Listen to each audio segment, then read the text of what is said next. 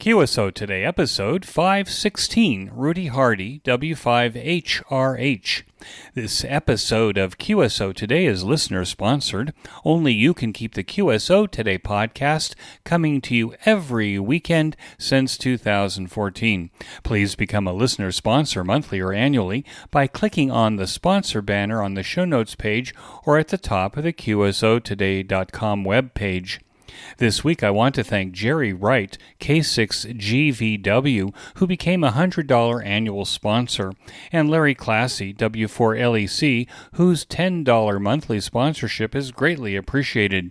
I also want to thank Steve Crum, KD6KXT, for his $5 donation. The QSO Today podcast no longer has commercial sponsors who could influence our content. Please contribute the value that you think the QSO Today podcast brings to you. It could be money, likes, reviews in social media, reposting of our podcast episodes on your social media, Amazon link use, and the use of our referral links. It all helps to keep the lights on here at QSO Today. The real-time reader board sponsorship and contributions has moved from the show notes page to its own page, replaced by a banner on the weekly show notes page. Click on it to get to our list of sponsors and financial contributors. Welcome to the QSO Today podcast. I'm Eric Guth, 4Z1UG, where I demonstrate the diversity and relevance of the amateur radio hobby and its impact on society by interviewing ham radio operators, many of whom played vital roles in shaping our technology through the amateur radio hobby. And while many people might say, ham radio? Do people still do that? This podcast demonstrates through in-depth interviews just how amazing, diverse, and dynamic the amateur radio hobby continues to be. Rudy Hardy, W5HRH, was introduced to electronics and radio at a young age by a favorite uncle. His interest in the hobby deepened through his experiences with CB radio and the influence of mentors in college. Rudy pursued a career in federal law enforcement, eventually teaching criminal justice at a community college in Houston. He's also a skilled sports photographer. In this episode, we explore Rudy's journey through Parkinson's disease, his successful treatment, and how amateur radio can benefit retirees and those facing complex health challenges. W5HRH is my QSO Today. W5HRH. This is Eric, 4Z1UG. Are you there, Rudy?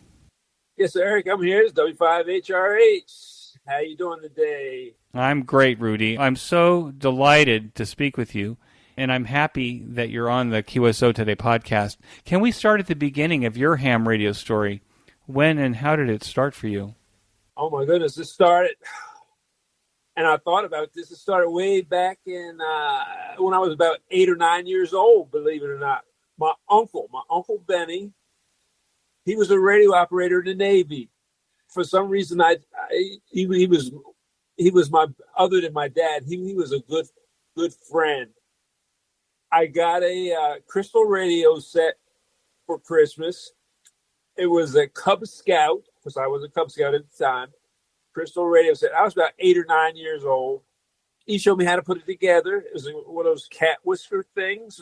He put a wire antenna outside my bedroom window, and that was it. And I was hooked. I played with that for a while. He came home from the Navy. He was home on leave at the time. He came home from the Navy and he was out. This was about 1958, 1959, somewhere around there. And he bought a shortwave radio set, a Span Master Allied radio set. It was a kit. I'll never forget this. Every night he would come home from work and he would sit there and he'd put part of it together. And I would sit there along with him and I just watch. It was all point-to-point wiring, and he put that radio together. And once he got it together, I would sit there and listen to it. And I thought that was the most amazing thing I ever saw in my life. My mom and dad, they built a house. Mother and father, they built a house, about a mile from there. And we moved. And let me see what happened next. On my street that I moved on, it was this gentleman. He was the same age I was. His name was Calvin Waples. He had the same, he was really into electronics, same age. And this, I guess we were about 10, 11 years old. And I hooked up with him. And from there, we went into CB and, CB radio. We would sit there and do it because he lived about 200 yards away from me. And from there, we would do our homework over the CB radio. So the walkie-talkies were good enough for... Oh, yeah. Well, we had walkie-talkies. We started out with walkie-talkies. Then we went to CB radio. I had a Lafayette radio Comstat 19. I actually still have that radio. It's over there. It's over there in storage. And we would just sit there and do our homework. And my mother had to get the license for me. And my number, KQG 4672, that was my call sign. And my handle was Cougar. I'll never forget this as long as I live. It brings back memories. But Calvin Waples and I, we made the journey through electronics. He would teach me things because I didn't know what the hell I was doing. I didn't know, And it was a lot of fun. Did you and Calvin have some favorite electronic books or authors in those days? Any books that you check out from the library? Not from the library, because the library really didn't have anything on radio. The library, I grew up in a very, very small town called Woodbury, New Jersey. Very small town, about 10, 11,000 people. And our library was, and the school library was, again, not that good. And I checked, and very few books on radio. What I relied on was magazines. I mean, I had 1 million magazines, and I had a buddy of mine. Now, I'm not going to mention his name. He worked in the magazine store, and he would give me some magazines. And so what were your favorites? Oh, Popular Electronics. Basically, that was the main one, Popular Electronics. Anything I could find that had radios in it. And Popular Electronics, every year they would come out with a supplement to their publication that would show all the different types of CB radios. Okay. As far as ham radio, I could listen to the guys on 75 meters because, 75 meter AM at the time. This is still in the early 60s or so. But these guys would get on AM radio, and I would sit there and listen to them. But and then I had my grandmother had one of these old, I don't know what the heck name it was, radios that stood about 4 foot high, and you would tune it. It's a console radio. Yeah, console, yeah. Like RCA or something like that. She threw that out on the trash. I went and got it. I tore out the radio. I took it home, still had the tubes, and I shocked myself about 2 or 3 times before I knew what the heck I was doing. Well, pretty good shocks, too. There's no bottom cover on that radio when you pull it out of the... I had one of those, too. But I would listen to the ham radio guys. I said, what are these guys doing? Subsequently, there was another guy I went to high school with. He's passed away now. Yeah. He told me, they're hams. I said, ham? What the hell's a ham? I didn't understand what a ham was. And I come to find out, I said, oh, yeah. Well, I didn't have any way of knowing how to, what. I didn't know any hams in my town. I don't know if we had any hams in my small town. I don't know. So that's how we continued. And then Calvin got me through trigonometry over the radio. But it was a lot of fun. And then I went off to college, and he went off to college. Before you go there, did you go off to college with an interest in radio? No. Or did you have other interests as well? I had other interests. I wanted to be a pilot. That's all I wanted to be. Really? Like an airline pilot? No, I wanted to be a military pilot. I wanted to go in the military. I took all the tests. I tried to get the Naval Academy. That didn't work. So I got the nomination to the Merchant Marine Academy. I didn't go. Did they have pilots? No, no. Merchant Marines, if you took their commission and served 4 years, you also got a reserve commission in the Navy. So I was going to backdoor it, do my time in the Merchant Marines, and then see if I could lateral transfer into the Navy. But none of that worked out. So, But it's my understanding that you are a pilot. yeah, I am. You're a private pilot. Yes. Did that happen at that time? No. Well, let me continue on with the story. So I went to a university that had ROTC, had Army and Air Force ROTC. So I went for Air Force.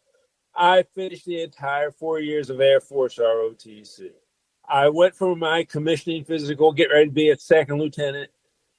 And they called me and they said, well, you need to go back over to Andrews Air Force Base just outside of Washington, D.C., and talk to the flight surgeon. I said, for what? I said, and they told me, they said, well, we don't know. So I went over to Andrews and they told me that my heart beat too slow. I said, what are you talking about? My heart beat too slow. I said, and they said, well, we can't commission you. And this was right at the end of the Vietnam War, and they were paying pilots to get out of to basically retire at it. I said, well, I'll be darned, because this was 1973, 1974. I said, well, I'll be darned. So, I mean, that really floored me. I thought I was going to be a commissioned lieutenant in the United States Air Force, and I turned out not to be anything, so. And I called my dad, because my dad, he was talking me up to all his buddies, and he said, well, son, this just wasn't meant to be. And that kind of brought me around. Dad always had a way of, putting things. They do, don't they? Yeah. So I said, I'll be darned. So I just, I graduated from Howard. I went to Howard University, Washington, D.C., graduated from Howard with a degree in political science. I was working at the National Institutes of Health at a GS2, making $2.40 an hour. And I was just applying for everything. It just so happens my second choice was something in law enforcement, anything in law enforcement. So I started applying to the FBI and all these other three-letter agencies. And U.S. Marshal Service were the first one. They were the first ones to call me. And like anything else, you take the first thing that grabs at you. So I took, and I was 22 years old. Marshal Service gave me a badge and a gun when I was 22. I went through a police academy, and I was in Washington at the time. I was engaged to be married. And they said, well, where do you want to go? I said, well, I want to stay right here in Washington, because my wife was from Washington. My soon-to-be wife was from Washington. So I said, well, I'll be darned. I said, well, they said, well, we can't leave you here. We got to send it. I said, well, what's open? Miami, someplace in upstate New York, Ithaca or Utica, I forgot. Lexington, Kentucky, Oklahoma City, and Houston, Texas. So I was working in the Washington, D.C. Superior Court at the time. I still had a GS. As a U.S. Marshal? No, I was just a bailiff. What does a U.S. Marshal do? There's all these three-letter agencies you're talking about. So the Bureau of Tobacco and Firearms has the Secret Service and agents. But what does a U.S. Marshal do? Where do you find U.S. Marshals? Okay, U.S. Marshals, they transport federal prisoners around the country to the various institutions, and they bring them out on writs and so on and so forth. The main thing, I always enjoy working the warrant squad.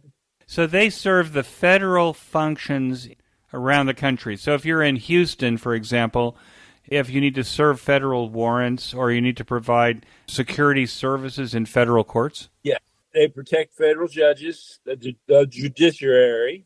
They work the federal courts. They transport prisoners. And basically, I was told that they're the most powerful law enforcement officers in the country. And do they have a good relationship with the local police? Oh. Oh yeah, absolutely. We couldn't do our job without locals, and any of the federal agencies, we couldn't do our job without locals. Couldn't do it, and that's what the marshals do. So I was a marshal for about 10 years, and I went up through the ranks. I was a deputy marshal, and then I went up to a witness security specialist, and you probably heard of witness protection, federal witness protection. I did that for about 2 or 3 years, and I stayed gone more than I stayed at home. That caused me, I guess, to say to get a divorce from my first wife. So it's a hard business on the family. Oh man, yeah. Anyhow, I did that for a period of time. Then they made me a supervisor, so I got to stay home all the time, And I ran court support, and then lo and behold, they transferred me. They transferred me to Washington D.C. So I had to pack up and go to Washington. So you're now in your early 30s. Yes. Did you get the amateur radio license along the way there? Yes, I got my ham radio license in 1976.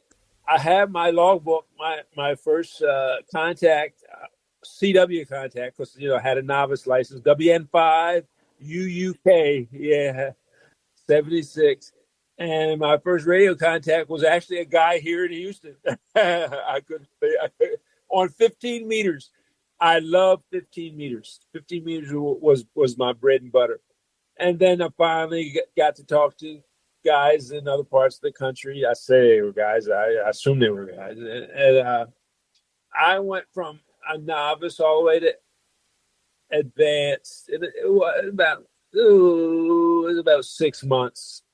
I took all the tests, and that CW test, you probably heard about the CW portion they had to pass and all that.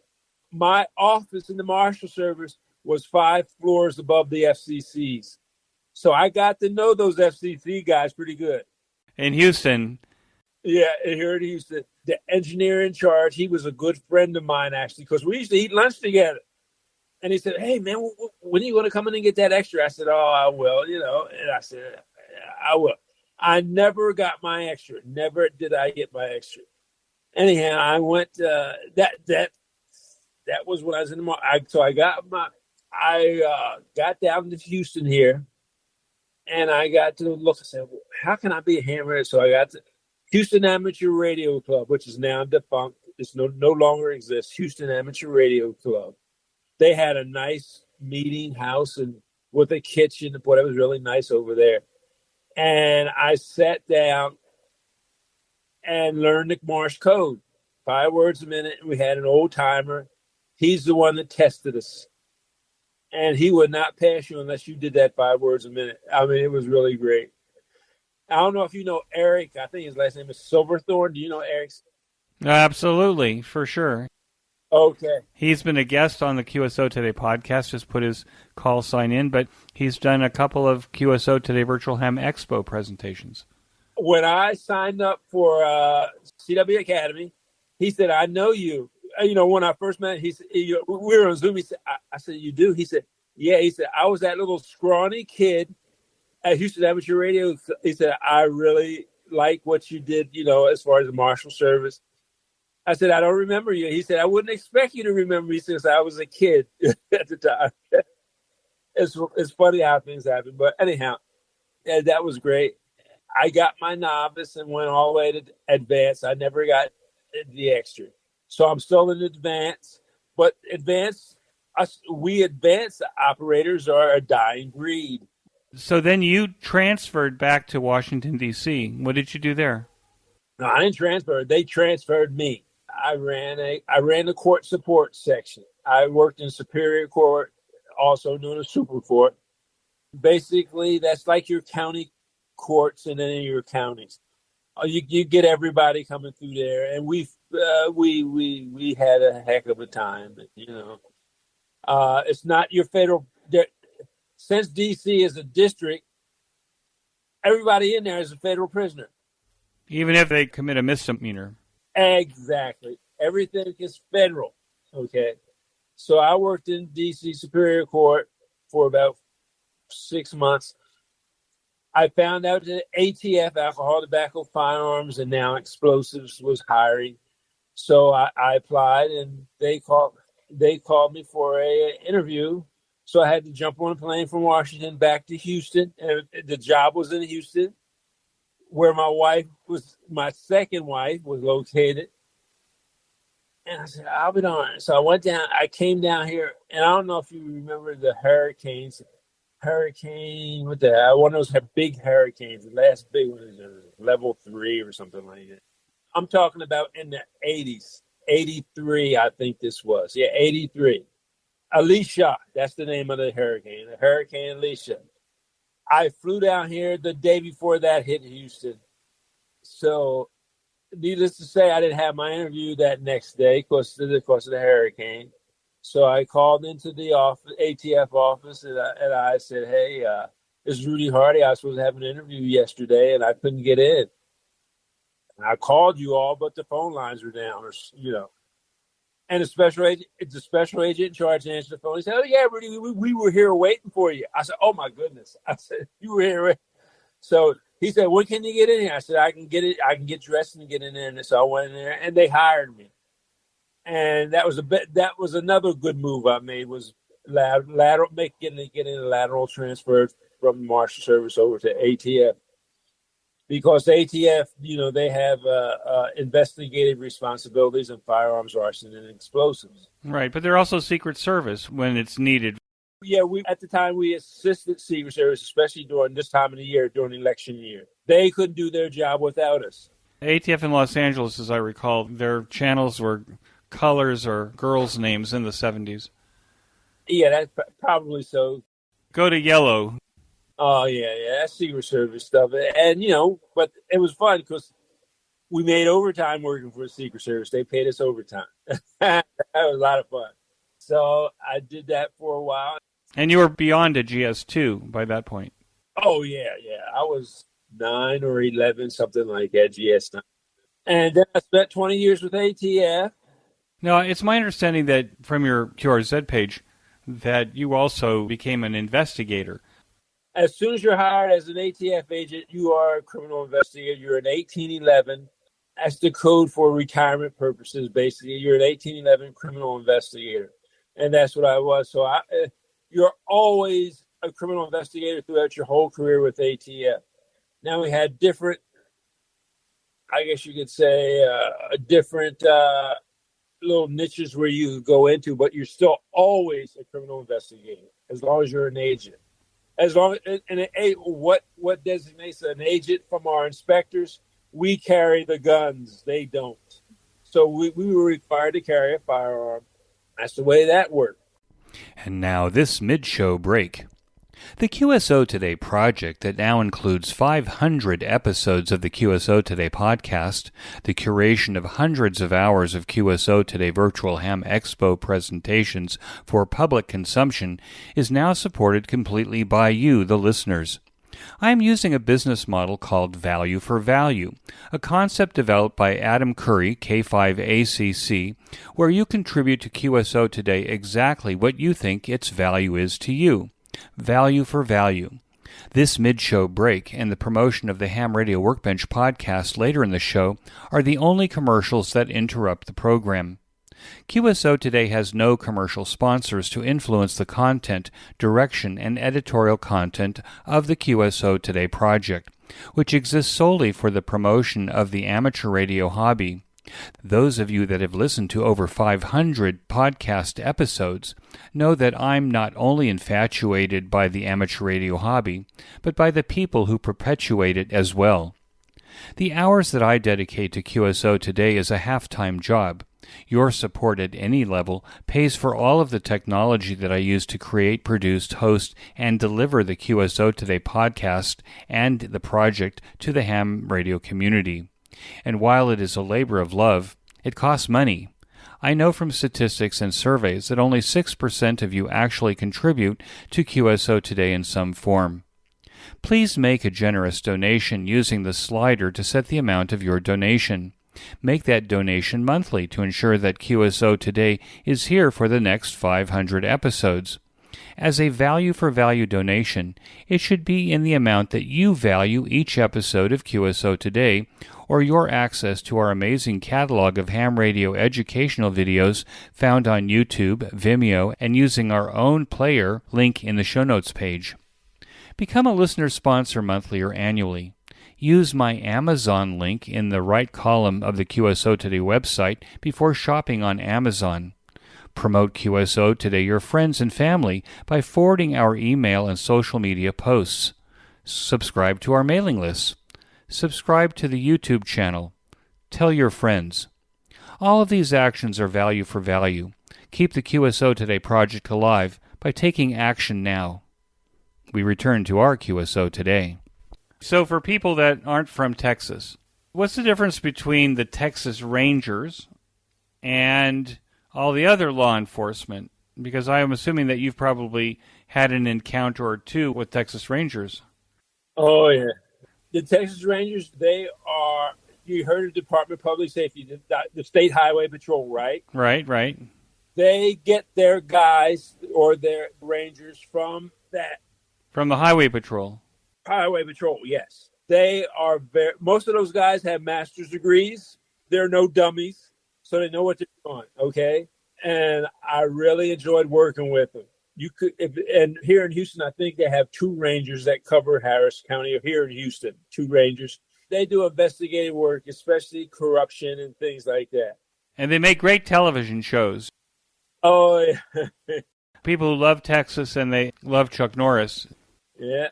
So you have all of these layers of law enforcement in every American city, and I actually don't really think about it too much. You've got the local police, you've got the state police, the highway patrol, you've got the rangers, you've got all of the federal agencies that are working in these cities. It's actually quite fascinating. You don't think about it very much. You think about calling the police, and you're just thinking of one entity, but you don't realize that there's all of these. It's like an onion, all these layers of law enforcement. Last count, there are about 250 FBI agents just here in Houston alone. Really? Oh, yeah, a bunch of them. But, they have little satellite offices. They have one down near Galveston. And, I understand they have a little small office up near the Woodlands, which is about 20 miles north of us. But, 250 agents just here in Houston alone. Looking for a lot of people who are breaking federal statutes and laws. Oh, yeah. I mean, there's never a dull moment. Even in ATF, we were always constantly running and gunning. And in ATF, they made me I was a tactical support officer for a period of time. That's the guy that handled all the bugs and wires and all that stuff. I did that for a period of time. And then they made me a group supervisor, and that's when I had the most fun in ATF, because we were serving search warrants and all that other stuff. It was a lot of fun. On the one hand, you're retired from the government service, but it seems that you went on to do something else. Is that right? Yes. I retired in 2003, January 2003. So I've been retired for, 21 years now, something like that. I started teaching. Now, I taught through my whole law enforcement career. I started teaching in 1977 at the local Sheriff's Academy. I taught crowd and riot control because I was a member of Special Operations Group in the Marshal Service. And we were crowd and riot control guys. We were supposedly we were the experts. You know how that goes. And I did that for a period of time. But throughout my whole career, I taught. When I got in ATF, I taught officer safety and survival. They made me a group supervisor, and that's how I retired as group supervisor. Now, you're doing amateur radio during this whole period of time, right? Well, yes, but I wasn't what I would call that active. You see my setup here now. Yes, but it looks like you've never thrown a radio that you've ever owned away. There's a lot of history in that room. Every morning when I got up, I would come in here. I'd put the coffee on, come in here, and turn the radio and listen to it. I'm a listener more than I am a talker. Every single morning, I would just turn it on. And on weekends, I had a net that I would check into called Mike. You may have heard of those guys. The Mike net I check into, and we'd cut up on Saturday evenings, and we have a lot of fun. But I wasn't what I would call that active during that time, because I don't know, the job really settled me down a little bit. Not settled me, but It took a lot of your time. yeah, it sure did. Especially when I made supervisor, you always worried about your guys and make sure that they're okay and all that other stuff. But anyhow, I retired. This is a very interesting conversation for me, and I've had conversations on the QSO Today podcast with other people who spent careers in law enforcement. What is so amazing to me is, and maybe you see this on TV, every television show I watch, whether it's in hospitals or it's in law enforcement, I say, these people don't have any other life. They don't go home. It sounds to me like this is what you're saying, is these people that you worked with and the career that you were in dedicated their lives to this profession. Right. It's not an 8-to-5 job. Oh, no. Oh, absolutely not. I remember, I could tell you stories where I'm sleeping in bed and I got a call like 2 a.m. Say, oh, you got to come down to Galveston. We just had somebody throw a hand grenade into a group of people. So I had to go down there and help them, investigate that. I mean, you would never know what's going, where you get your call from. And we didn't have, we had on-call agents, but when something like big like that jumps off, everybody has to go because you don't have that many guys, And so it was just, I joined the ATS special, like in the Marshal Service. Just about all police agencies have a specialized group, and known as SWAT, if you want to call it a SWAT team. Marshal Service, I joined them. It's called Special Operations Group. I was in Special Operations Group, and we went on like several call-outs that I still can't talk about. And then in ATF, I joined a Special Response Team. Went through Fort McClellan, went through training, and all this involves extra training. So anyhow, I did all that, and it was a lot of fun. If I had to do it all over again, I'd do it the same way. If I had Oh, absolutely. No question about it. It's the only job, law enforcement is the only job I know where no 2 days are the same. You go into work, you don't know what you're going to walk into. No 2 days are the same. And that's what I enjoy. So you retired 21 years ago, and you're still teaching. Did you go for an advanced degree after you retired in order to be able to be a teacher in a college? I had to get a master's degree or a graduate degree. Had to get that. And I started that about my last 2 years on the job. And a federal magistrate who's a friend of mine, Judge Botley, he's the one that pushed me to go to grad school. I had to have a push. And he's the one that pushed me.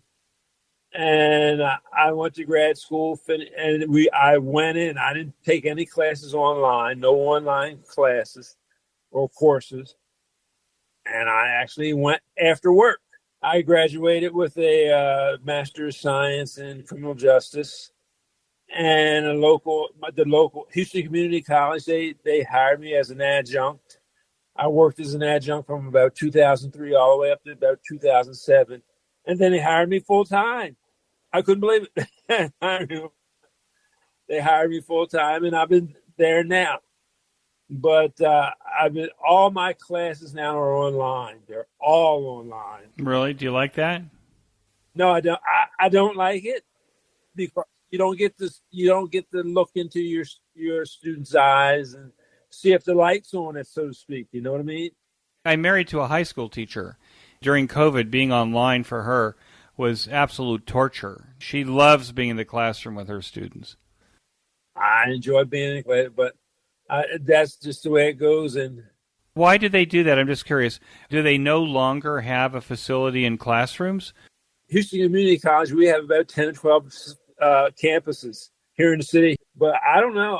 I don't know why they do it, but they found that students kind of like the online concept. That's the way it goes. And, we talked about the flying part. While I was in ATF, we had pilots, that flew surveillance. So I said, oh, man, I want to do that. So I would always fly as an observer with our pilot. He would always call me. He'd say, hey, Rudy, we're going to run this deal. You want to go? I said, yeah. Hell, I have more time. I shouldn't say this, but I have more time helping him fly than I do on the books what I was. When you fly yourself, in terms of your logbook, right? Oh, yeah. You were in the right seat a lot. Oh, yeah, quite a bit. Or I sat behind the pilot and, as an observer, what's happening on the ground. And so I started to I said, oh, this is great. So I ended up getting my pilot's license, my private pilot's license. And then we started not having kids. My my second wife had two kids, and her daughter had a child, and my wife and we ended up taking the child family things. They're complicated families. Yeah, that kind of stopped me from doing what I had to do as far as flying. But in terms of going for like an instrument rating and all that stuff, I started my instrument rating, but I never finished it. It was a combination instrument and commercial pilots rating. Now you're a guy, I'm assuming mid-70s. Yeah. You're retired, except you're not retired. You're still teaching criminal justice online. Yeah. And you're this amazing sports photographer. I'll put a link in the show notes page for people, but boy, Rudy looks like he's laying on the 30-yard line when he's taking these pictures of high school kids, but also you've got some professional stuff in there too. And it's like, these are amazing pictures. Where did you develop this ability to capture the image? I watched a lot of YouTube. I watched a lot of YouTube clips on how to do that. But my mom, if you knew my mother, every time you see her, she had a camera in her hand. My mom took gobs and gobs of photos, and I guess that's where I got it from. Old Kodak Brownie camera with the big light bulbs oh my goodness. The flash bulbs. Yeah, the flash bulb. Yeah, you have to be old enough to realize you can only use them once. Yeah, exactly right. Uh-huh. And my first camera, I got my first SLR, I got in 1975. It was a Nikon, and I've been with Nikon ever since. So I must have about, over here in the corner, I must have about $50,000 worth of gear over here.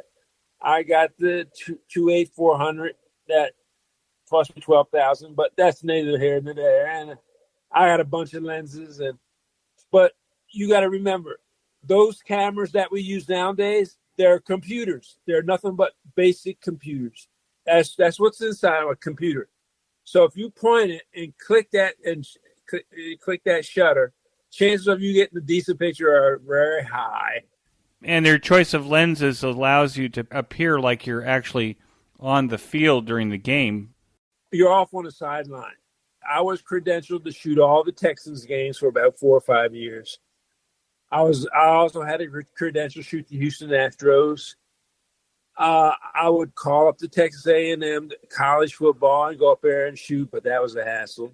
But no, it was a lot of fun, but it's a heck of a lot of work. Oh my goodness, I like to kill myself doing all that work.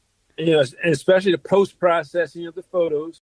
You have to look at thousands of images in order to choose the few, right? Exactly. Out of about a typical football game, I would shoot probably 700 or so shots. I was lucky if I got 50 good photos out of them. I was lucky, and I would send those in. And one time, lo and behold, one of my photographer buddies, he called me. I was down at an air show, shooting an air show here in Houston. And those are great pictures. Oh, and he said, congratulations. Who are you talking about? He said, you made Sports Illustrated. I said, are you kidding me? He said, no. So I couldn't wait to get an air show. So on the way home, I stopped at the bookstore. I went to pick up a copy of Sports, and sure enough, that was my photo. But it was such an insignificant photo. I started not to even send it in, to my photo folks. But it fit his story. The author's story is, the photo fit his story. If you went to a game in the Astros and you took a bunch of pictures, are you able to sell those pictures then back to the organization? No, I would never. No, out of that 800 photos, the 50, you would FTP them into we had a kind of a person that handled all that, and mine was Cal Sports South or something like that. I forgot the name of it. I would FTP them in, and they had their online presence, and say any newspaper or any pure magazine or whatever would go in there and take a look at it. If they wanted to use it, then they would buy them. They would purchase them. And the photos had different, I guess you could say, different prices.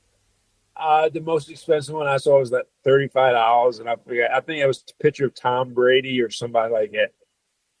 But I would get 40% of that.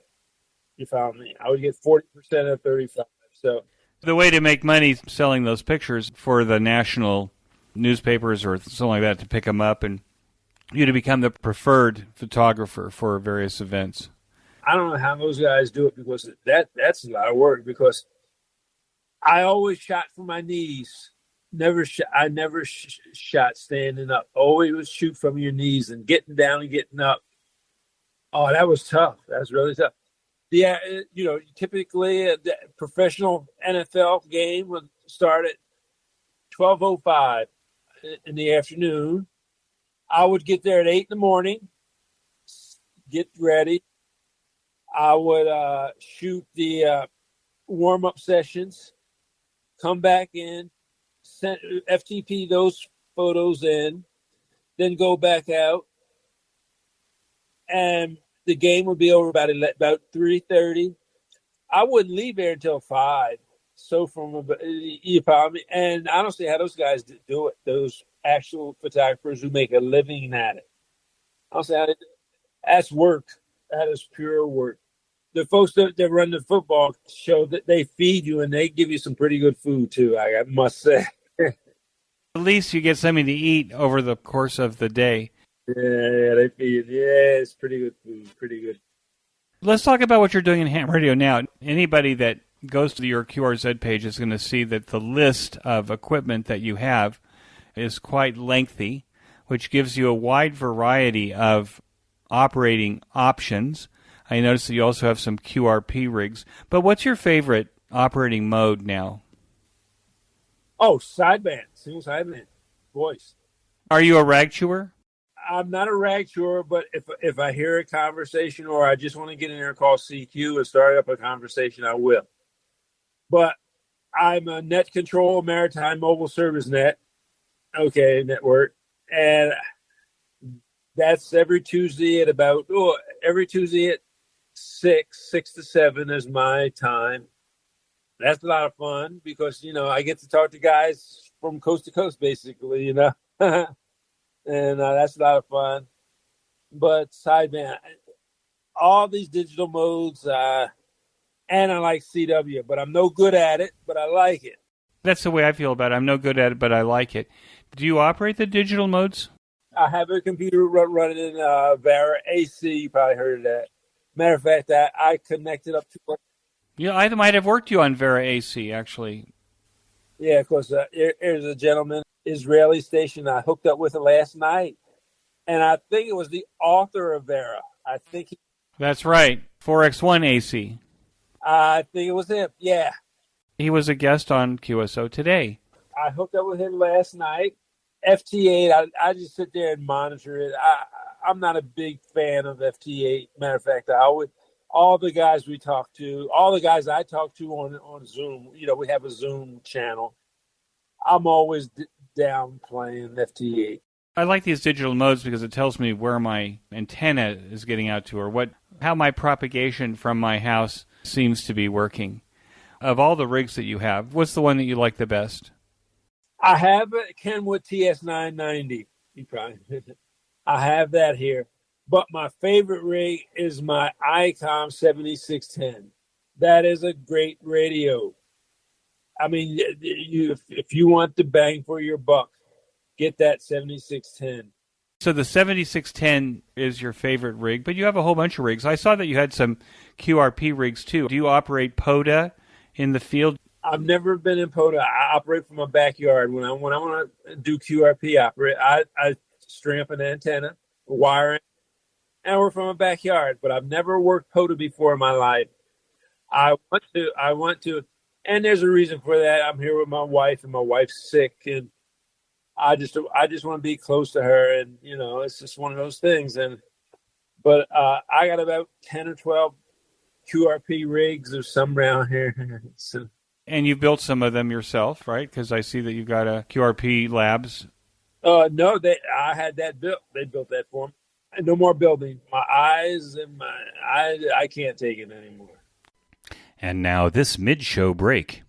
Every 2 weeks, I listen to the Ham Radio Workbench podcast with George, KJ6VU, Vince, VE6LK, Mark, N6MTS, Thomas, K4SWL, Michael, VA3MW, and Rod, VA3ON, and their guest on often topical and important projects in amateur radio. This discussion amongst the regulars and their guests remind me of the conversations that I used to listen to on 146.94 and 146.46 megahertz in Orange County, California, while working on my own workbench almost 50 years ago. It is amazing how much practical ham radio knowledge that we can absorb by listening to the Workbench podcast that starts to make sense when we start our own deep dive into our own projects. So join me by listening to the Ham Radio Workbench podcast now and as George and crew push beyond 200 episodes. You can get to the Ham Radio Workbench podcast by clicking on the banner in this week's show notes page. And now, back to our QSO. One of the things that we talked about before we started, because I wanted to make sure it was okay that we talk about it, you have Parkinson's disease. Yes. I don't remember Parkinson's disease as a kid very much, and I think it's because most of us live a lot longer now than we used to. My grandfather had Parkinson's disease. The guy I sit next to in my synagogue has Parkinson's disease. The worst part about it is the tremors. How did you handle Parkinson's disease? Maybe there's some hope for people listening who might be suffering from Parkinson's. Oh, yeah, no question. I started noticing it in about 1999 because I was still with ATF. So that's when I first started noticing some, that tremor, and because I'd be on a pistol range and I get that tremor. But back then I could almost, I could control it, And then when I retired, it got worse. And I went to a neurologist and basically said, oh, you have essential tremor. 40% of the population have essential tremor. Don't worry about it. I said, okay. But, then I went online and started researching Parkinson's. And I noticed other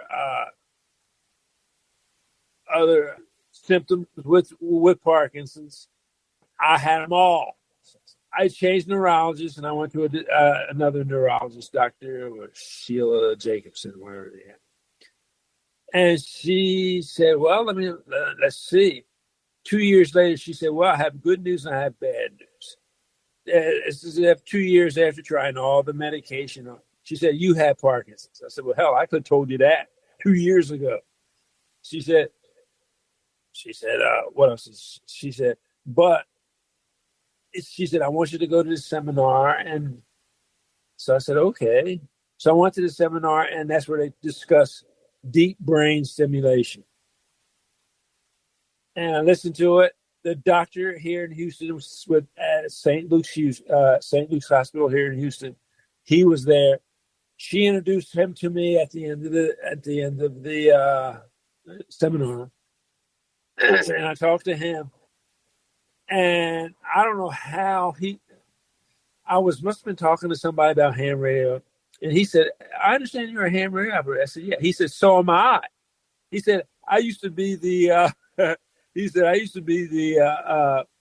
president of the Harvard University Ham Radio Club. I said, you got to be kidding me. I said, you're my guy. Just like that. He performed the operation, 6.5 hours operation. they woke me up in the middle of it just to see if I could do this and all, put my fingers together and all that stuff. And then, but it worked. It stopped my tremor. I have two antennas in my brain, what I call antennas, two probes in my brain. And I have a little controller. You have a little remote control with a USB charger. Yes. There's a battery right here. The same place they put a battery for a pacemaker. They have a battery right here. On your shoulder. Yes, with the wires going up back of my neck into the probes. The wires are inside, internal. There's no wires running up the back of your neck. No. Yeah, no. You can vary the amount of stimulation based on the tremors, if the tremors are occurring. Right. It's a misnomer. It's really not stimulation. What you're doing, you're turning a part of your brain off. That's what I'm told. What can you do that if you were suffering from the tremors? I have a very good friend right now. In addition to the person who sits next to me in the synagogue, she's suffering miserably from the shaking. She just can't get any sleep. Well, she needs to find a neurologist and just go to that neurologist and discuss deep brain stimulation and see if she's a good candidate for it. You have to be somewhat young, not young, but hell, I was 67 when they did this. Yes, 67. So have to be in good shape, so to speak, How long ago was that? 5 years ago, next month, the 11th of next month, 5 years ago. I'm 73. And I hope that everybody forgives me for having this conversation, but I think, there's enough ham radio operators that are suffering from comorbidities like Parkinson's disease. There's something else that you're doing, too. I mean, you're doing a lot of exercise to kind of slow down the process, right? Right, because there are other symptoms that, that the operation does not cure, so to speak. And so exercise is where it comes in. Mostly it's a lot of balance issues. I have to, I always make around my house, I furniture serve. I'm always grabbing for a piece of furniture to hold on to. I have those ADA bars, those bars. I have about 12 or 13 around my house to grab onto. You have to worry about that, but still, that's no big deal. I got rid of that tremor. That's what I was worried about because I started closing myself up here in the house. I wouldn't go out in public because I shook so much. For people that suffer from Parkinson's that have the tremors, what I've discovered, at least with my two friends, that when you discuss Parkinson's with people, they forgive you on the tremors. You may be more conscious of the tremors than people around you because everybody wants to accommodate you in the process of this. You have a big dog. You have a husky dog. How do you walk the dog? Well, she walks me.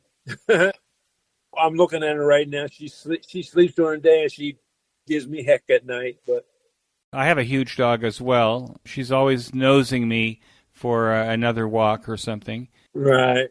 Do you use a regular leash with her when you walk, or do you have something on her that allows you to steady yourself as you're walking her? No, it's just a regular leash. And I walk her usually in the evenings. I have a decent sized backyard, so she gets I throw the ball out there and that she gets a workout. But I don't know why I got this dog, but I wanted a husky because I had one before and we had her for about 10 or 12 years. I had to put her down because of cancer, and that was in 2014. And this one just turned 1 year old last week. 1 year old. I'm afraid I'm smitten with my dog as well. And the only problem is that we can't go any place unless we can take the dog.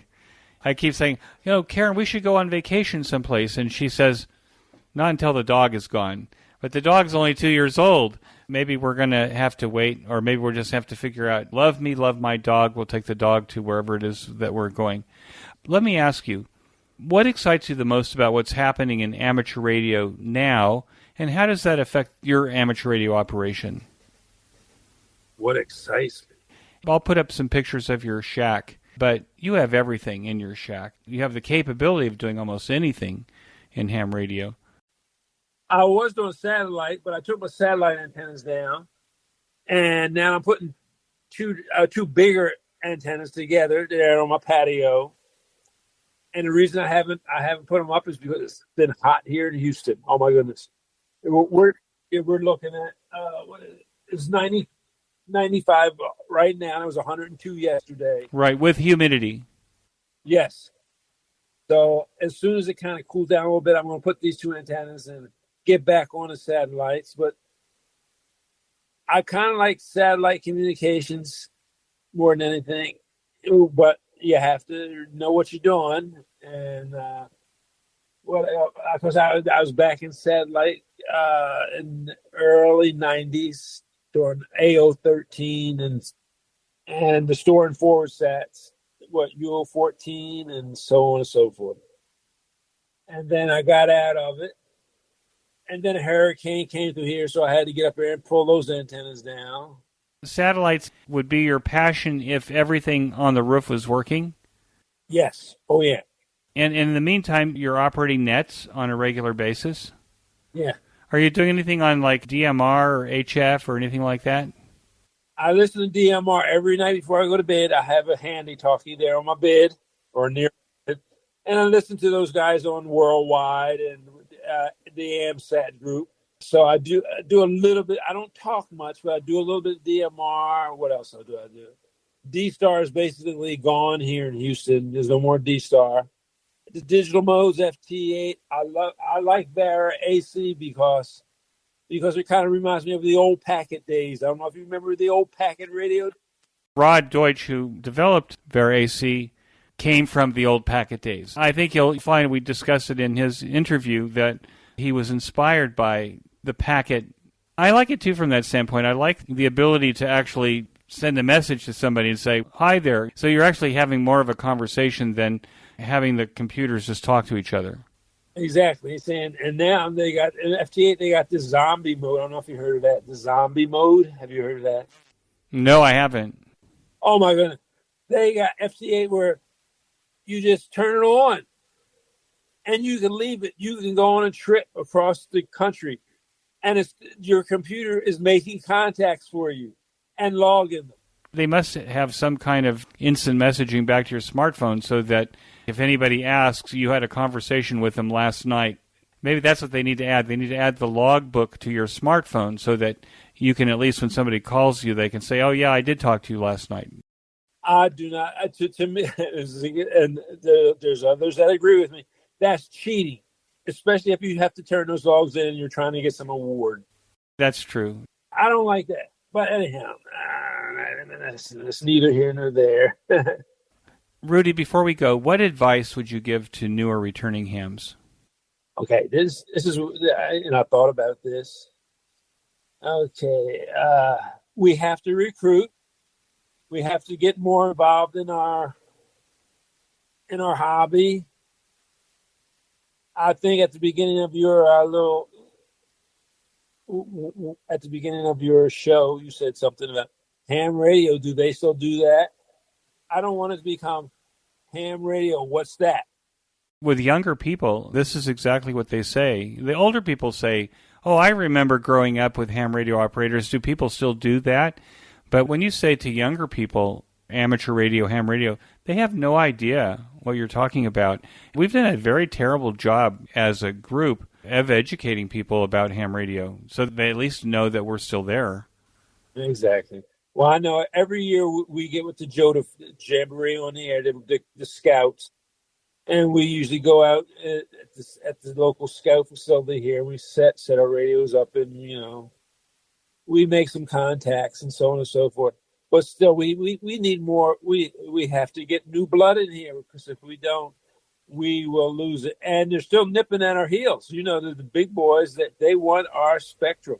Yes, they do. We have a huge international park. I tell people we're the rangers of this huge international park, and a lot of people want to build skyscrapers on our national park. So exactly. And one other thing, to read. I don't know how many I go on Facebook and I see guys, and I do it also. Guys say, "Hey, how do I do this? Well, read the manual."